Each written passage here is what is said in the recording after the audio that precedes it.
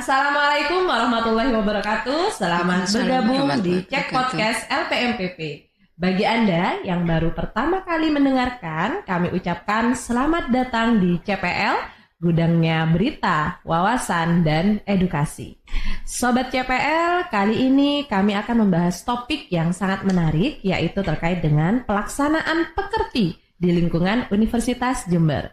Sobat CPL, menghadapi tantangan revolusi industri 4.0, pendidikan merupakan modal yang sangat diperlukan. Dosen memiliki pengaruh langsung terhadap peningkatan kualitas belajar mahasiswa. Dosen juga perlu memiliki 3 kemampuan dasar, yaitu kemampuan merancang proses pembelajaran, mengevaluasi pembelajaran, dan melaksanaan pembelajaran secara efektif. Nah, semua kemampuan tersebut dapat ditingkatkan melalui pelatihan teknik instruksional yang biasanya kita singkat dengan pekerti. Pekerti merupakan program pelatihan yang dapat dimanfaatkan dalam rangka peningkatan kompetensi profesional dosen dalam memangku kejabatan fungsional, terutama dalam peningkatan keterampilan pedagogis. Alhamdulillah hari ini kita kedatangan tamu yang merupakan anggota Pusat Pengembangan dan Inovasi Pembelajaran LPMPP Universitas Jember. Sudah bergabung bersama kita di sini yaitu Ibu Dr. Arika Indah Kristiana MPD. Selamat pagi, Bu. Pagi, Alhamdulillah. Sehat ya, Bu ya? alhamdulillah. Hari ini kita akan bincang-bincang terkait dengan pelaksanaan pekerti yang ada di Universitas Jember. Begitu ya, Bu ya? Ya, siap-siap. Oke, langsung saja ya kita buka dengan pertanyaan yang pertama yaitu mungkin bisa dijelaskan nih Bu terkait dengan program pekerti itu tujuannya untuk apa sih dan kemudian pekerti itu sendiri merupakan program yang seperti apa begitu. Oke. Jadi kita tahu ya bahwasanya pekerti itu adalah pelatihan keterampilan dasar teknik instruksional. Nah, itu sebenarnya tujuannya dari Dirjen Dikti, gimana nanti dosen itu bisa mengembangkan kompetensi profesionalnya. Jadi kita sudah tahu bahwasanya semua dosen di Indonesia itu kan tidak memiliki latar belakang pendidikan ya. Jadi misalkan kalau orang-orang yang dari LPTK atau pendidikan mungkin nggak ada masalah. Tapi ada yang dari misalkan dari dosen teknik atau dosen kedokteran. Nah itu kan butuh bagaimana cara membelajarkan materi atau memberikan materi ke mahasiswa sehingga Dirjen Dikti juga harus meminta bahwasanya harus diadakan pelatihan keterampilan dasar teknik instruksional. Nah, salah satu syarat dosen untuk mendapatkan sertifikasi atau serdos itu makanya minimal harus punya sertifikat pekerti. Begitu ya Bu ya. Nah, berarti tujuan utamanya adalah agar dosen ini mempunyai kemampuan untuk menyampaikan materi gitu ya ke mahasiswa. Tujuannya kan seperti itu. Nah, agar pembelajaran tadi seperti yang disampaikan di awal, agar proses pembelajaran itu bisa berlangsung secara efektif. Karena mengingat bahwa tidak semua dosen itu memiliki keterampilan pedagogis itu tadi ya Bu ya. Berarti memang harus ada pelatihan dasar yaitu pekerti ini tadi. Nah, kemudian apa saja nih Bu komponen utama yang diajarkan dalam program pekerti? Nah, tadi kan di tujuan utamanya dari pekerti itu adalah mengembangkan profesional dosen ya, sehingga komponen utama yang harus diajarkan di sini adalah bagaimana proses pembelajaran di dalam kelas, sehingga kurikulum yang di pekerti itu juga berisi tentang itu semua, tentang bagaimana metode pembelajaran, model-model inovatif, bagaimana pembelajaran dan lain sebagainya. Fokusnya ke situ. Oke. Nah, lalu bagaimana nih Bu pelaksanaan program pekerti yang ada di Universitas Jember? Nah, apakah ada tahapan atau modul khusus nih yang harus diikuti oleh para dosen? Oke. Kalau di Universitas Jember, kita di LPMPP itu diusahakan mengadakan 1 tahun 4 kali, jadi ada 4 kali, kemudian bisa dari universitas lain juga. Jadi permintaan misalkan universitas mana meminta untuk kita mengadakan pekerti khusus di universitas tersebut, kita bisa. Nah, untuk tahapannya biasanya kita mengirimkan beberapa surat ke fakultas untuk meminta dosen yang dari fakultas perwakilan, biasanya kita meminta 2. Nah, untuk modul-modulnya biasanya di Pekerti itu sudah disiapkan di e-training. Jadi peserta nanti bisa langsung masuk ke situ. Ada LMS tersendiri ya Bu ya, untuk pelaksanaan Pekerti. Nah, kurikulum yang digunakan dalam pelaksanaan Pekerti di Universitas Jember itu seperti apa sih Bu? Oke. Nah, kurikulum, jadi kita itu bisa mengadakan Pekerti atau AA itu nanti kita ada pengajuan penyelenggaraan. Nah, di situ nanti dari kementerian itu akan disetujui atau tidak kita menyelenggarakan. Alhamdulillah kita sudah disetujui, dan pada saat kita mengajukan penyelenggaraan itu kita harus mengajukan kurikulumnya apa. Kemarin yang kurikulum Pekerti yang disetujui itu kita di Universitas Jember memiliki jamnya 84 jam. Jadi ada 84 jam dengan dibagi yang 64 itu untuk teori tatap muka, kemudian untuk yang 20 jam itu untuk yang praktek. Dari beberapa materi itu ada 19 materi yang tatap muka. Jadi ada 19, kemudian ada 5 materi praktek. Jadi contohnya menyusun RPS, nah itu sudah masuk. Kemudian praktek mengajar, masuk yang 20 jam yang praktek. Kemudian untuk yang materi biasanya itu kita mengambil dari kurikulum yang dari kementerian itu. Jadi kita coba olah lagi. Itu biasanya berapa hari nih Bu pelaksanaannya? Pelaksanaannya adalah 5 hari. 5 nah, hari, untuk di 5 hari itu ada include sama yang praktek. Ya betul. Jadi yang 3 hari itu nanti fokus ke materi yang tatap muka, kemudian yang 2 itu untuk yang praktek. Untuk yang praktek, begitu. Nah, kita lanjut ke pertanyaan berikutnya nih ya Bu ya. Nah, kira-kira tadi sudah disinggung sedikit sebenarnya ya, siapa saja yang dapat mengikuti program Pekerti, bisa dari universitas lain, itu juga bisa ya Bu ya, dengan proses harus mengajukan dulu ke Pekerti di sini gitu ya Bu ya, di LPMPP seperti itu. Nah, proses pengajuannya mungkin banyak nih teman-teman dari universitas lain yang tertarik untuk mengikuti Pekerti di LPMPP gitu yang dilaksanakan oleh LPMPP Universitas Jember. Kira-kira prosesnya seperti apa nih? Nah, jadi gini, pada saat kita diminta untuk institusi lain untuk mengadakan, kita oke. Tetapi pada saat kita terjadwal, misalkan di jadwal yang kemarin ya, terjadwal bulan apa, itu bisa untuk secara individu. Artinya seluruh dosen di Indonesia bisa mengikuti. Karena makanya ada kita setting nanti ada yang daring, luring, atau blended. Jadi yang kemarin terlaksana itu daring. Jadi karena apa? Karena ada yang dari luar.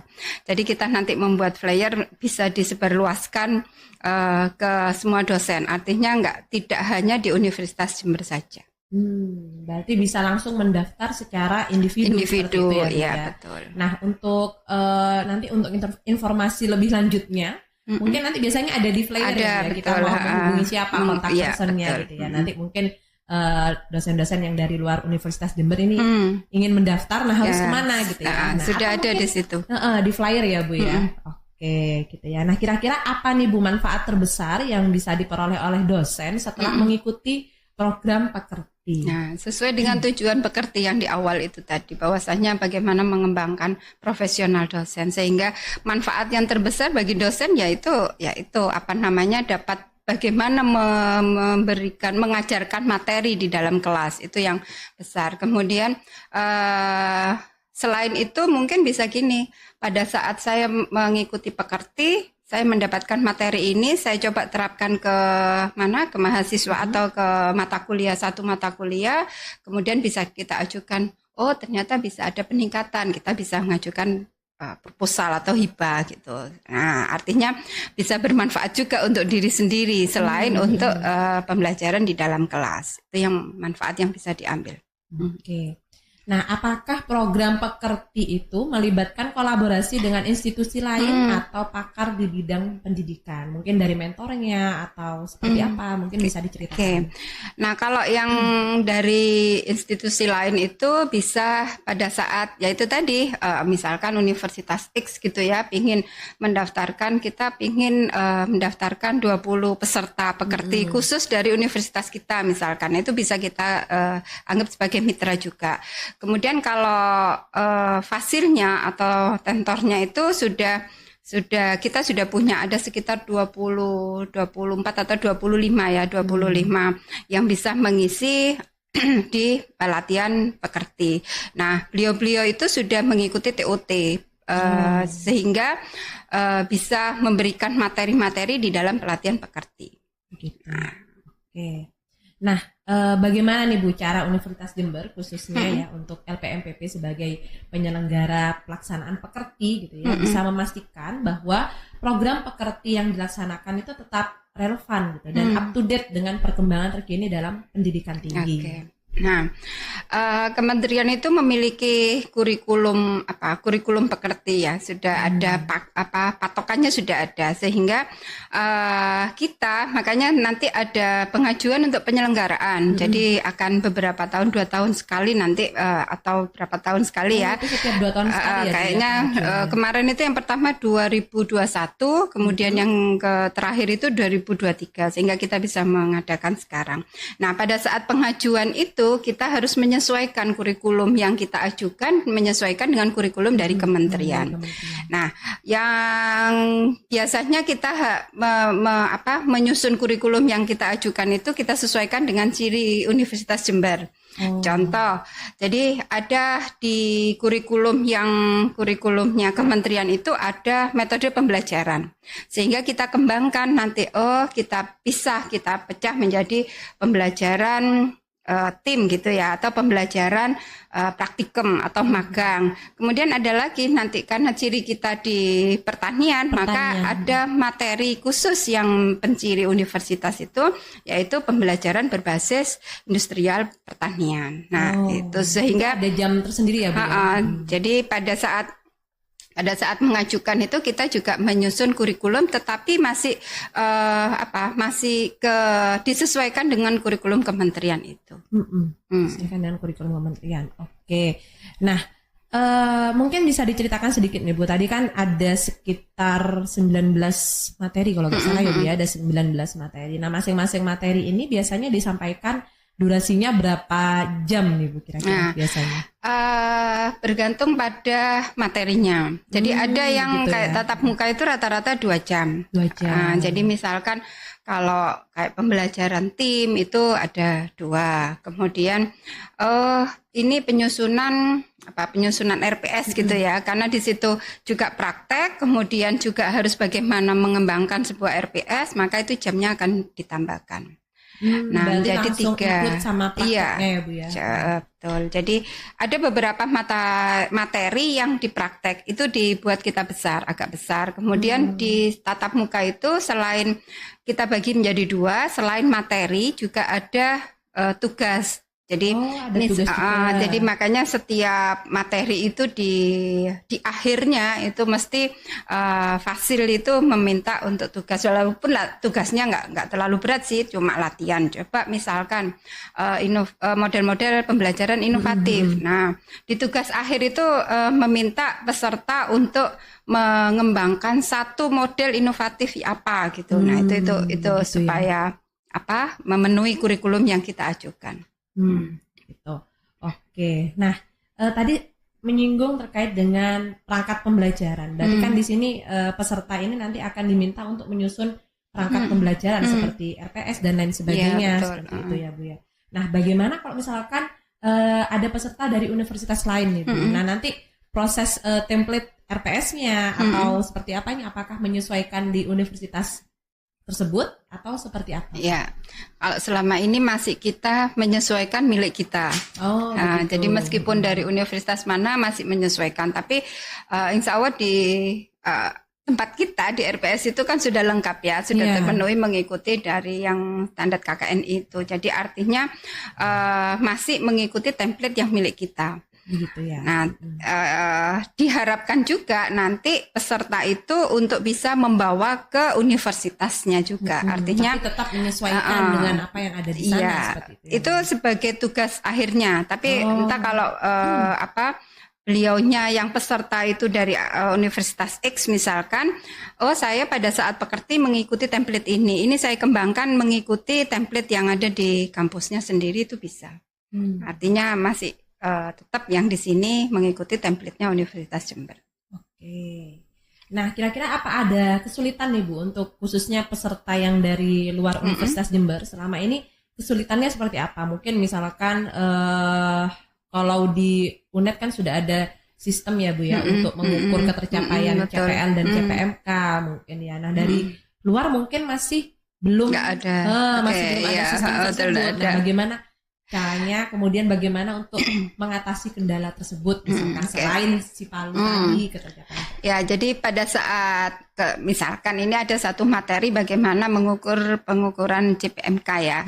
Nah, selain kalau yang di UNED mungkin nggak ada masalah karena kita sudah punya si Palu. Nah, bagaimana dengan universitas yang lain? Itu pada saat pekerti kita memberikan yang secara manual juga. Artinya tidak harus mengikuti yang di Sipalu kalau yang di UNED Ahmad. Jadi kita memberikan yang secara manual. Artinya ngasih contoh bagaimana misalkan materi mata kuliah X gitu ya, mata kuliah tertentu. Nah, kita kasih contoh bagaimana mengukur CPL-nya. Nah, tapi dengan menggunakan manual supaya mudah diterima untuk yang dosen di luar Universitas Jember. Oke. Nah, di Universitas Jember kita tidak memberikan kayak perlakuan khusus ke peserta dari luar, tapi kita anggap sama, hanya kita memberikan kemudahan. Contoh, pelatihannya kita laksanakan secara daring. Jadi kan nggak mungkin kalau dari luar jauh-jauh. Kemarin itu pengalaman kita ada yang peserta dari Bengkulu. Dari Madura juga ada. Dari Madura ada. Nah, kalau yang dari Bengkulu kan nggak mungkin ke sini. Mungkin pada saat laporan pun itu kita bisa memberikan secara daring. Jadi jadi tidak harus ke sini mengantarkan laporan pekerti gitu enggak. Iya. Wah, ini berarti jangan khawatir ya untuk dosen-dosen yang di luar Universitas Jember gitu ya. Kami tetap akan memfasilitasi semaksimal mungkin dan juga akan memberikan kemudahan gitu ya untuk peserta, di mana bisa juga dilakukan secara daring maupun blended seperti yang dijelaskan oleh Ibu Arika tadi. Oke, nah memasuki pertanyaan yang berikutnya yaitu gimana nih Bu, bagaimana program pekerti itu dapat membantu dosen dalam menghadapi tantangan mengajar di era digital? Nah, makanya di dalam pekerti itu kita memasukkan materi, ada media pembelajaran, ada juga yang model-model pembelajaran inovatif. Nah, mungkin pada saat pandemi kemarin kan kita butuh bagaimana yang berbasis IT dan seterusnya. Itu bisa diambil dari situ, dari materi-materi. Oh, saya nanti menggunakan video pembelajaran. Nah, di pekerti itu juga pasti akan dijelaskan sedikit materi bagaimana membuat media pembelajaran yang berbasis video gitu misalkan. Nah, sehingga materi-materi atau program pekerti ini pasti dia bisa membantu dosen pada saat tidak hanya pada saat pandemi yang kemarin. Jadi untuk yang sekarang atau yang akan datang itu akan bisa digunakan. Gitu ya. Nah, Nah, pertanyaan terakhir nih ya Bu ya, untuk memastikan kembali berarti bahwa pelaksanaan pekerti itu dilaksanakan sebanyak berapa kali dalam setahun nih Bu? 4 kali kalau bisa. Kemarin tetapi masih ini masih 1 kali, jadi semoga aja nanti ada 3 ke depannya 3 kali lagi. Ya, targetnya 4 kali dalam 1 tahun. Gitu ya, Bu ya. Nah, lalu untuk biaya yang harus dikeluarkan oleh peserta gitu ya, agar bisa mengikuti pekerti itu range-nya dari harga berapa sampai berapa Bu, kira-kira? Karena kita itu di sini pekertinya ada 2, jadi selain ada pekerti reguler dan juga ada pekerti plus. Untuk yang di kedokteran ya, jadi kalau yang reguler itu kita antara 2.500.000, kemudian kalau yang plus 3 jutaan. Gitu. Nah, berarti ini ada 2 program pekerti yang dilaksanakan ya Bu ya, khusus yang bidang kesehatan tadi gitu ya, atau kita sebut dengan pekerti plus. Nah, untuk yang pekerti yang reguler ini dia yang di non kesehatan tadi gitu ya Bu ya. Oke, berarti ternyata sudah lengkap sekali ya Bu ya. Dan itu bisa dilaksanakan secara bersamaan. Cuma pada saat ada yang reguler itu ada peer teaching, praktek mengajar. Kalau yang di kedokteran beda, bedside teaching. Jadi di situ langsung praktek bagaimana di kedokteran. Jadi itu yang membedakan aja. Makanya harganya lebih mahal. Jadi enggak lebih dari 500 selisih. Ada selisih dengan yang di reguler. Karena kalau reguler kan hanya praktek mengajar aja. Nah, untuk jamnya lebih banyak yang plus atau yang plus sama? Karena ada ketambahan, ada ketambahan 2 materi. 2 atau 3 ya, 3 materi untuk yang plus, khusus untuk yang di kesehatan. Jadi ketambahan dari yang 19 tadi itu ditambahkan untuk yang dari kesehatan. Oke, seperti itu ya. Nah, oke, mungkin itu tadi pertanyaan terakhir ya Bu ya, terkait dengan pelaksanaan pekerti yang ada di Universitas Jember. Nah, kira-kira mungkin di website LPMPP juga ada informasi tersebut kan ya Bu ya, terkait dengan pekerti. Ada. Nah, jadi bisa memudahkan untuk teman-teman dosen yang di luar Universitas Jember khususnya untuk melihat informasi kapan nih pelaksanaan pekerti gitu ya. Mungkin kan kadang tidak semuanya bisa melihat flyer tersebut ya Bu ya, betul. tapi bisa tetap memantau di website sehingga bisa sering-sering mengunjungi websitenya. Nah, jadwalnya kapan nih dilaksanakannya. Nah, itu bisa dilihat di sana dan juga lengkap dengan kontak personnya. Kita harus menghubungi siapa untuk mendaftar sebagai peserta. Nah, mungkin ada hal yang mau disampaikan ini Bu di akhir podcast kita, mungkin disilakan Bu Arika. Oke. Untuk teman-teman dosen, jadi bagi teman-teman dosen yang belum melakukan pekerti, silakan mendaftar atau nanti sering-sering mengunjungi websitenya aja supaya nanti bisa mendaftar. Kemudian kalau yang sudah ikut pekerti boleh dilanjutkan dengan ikut AA. Nah, karena nanti kelanjutan itu, jadi setelah bisa menyusun perangkatnya, bagaimana menyusun bahan ajarnya, itu ada lanjutannya. Nah, itu ada lanjutannya. Nah, AA ini juga sudah dilaksanakan juga ya Bu ya? Sudah. LPMPP juga sebagai penyelenggara pelatihan AA itu tadi ya Bu ya, yang merupakan lanjutan dari pelatihan pekerti tadi gitu ya. Iya. Oke, nah mungkin itu yang bisa kita sampaikan terkait dengan pekerti yang ada di lingkungan Universitas Jember. Mudah-mudahan bermanfaat untuk para teman-teman dosen yang ada di lingkungan Universitas Jember maupun yang ada di luar Universitas Jember. Baik, Sobat CPL, terima kasih telah mendengarkan episode hari ini tentang pelaksanaan pekerti bagi dosen.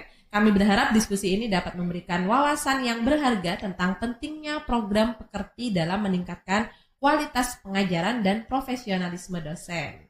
Seperti biasa, saya akhiri kegiatan hari ini dengan pantun Naik Kereta Bersama Nyonya. Mohon maaf apabila ada salah kata. Sampai berjumpa di podcast berikutnya. Jangan lupa tinggalkan like, komen, dan subscribe. Cek podcast LPMPP, berita, wawasan, dan edukasi. Kami akhiri. Wassalamualaikum warahmatullahi wabarakatuh. Waalaikumsalam warahmatullahi wabarakatuh.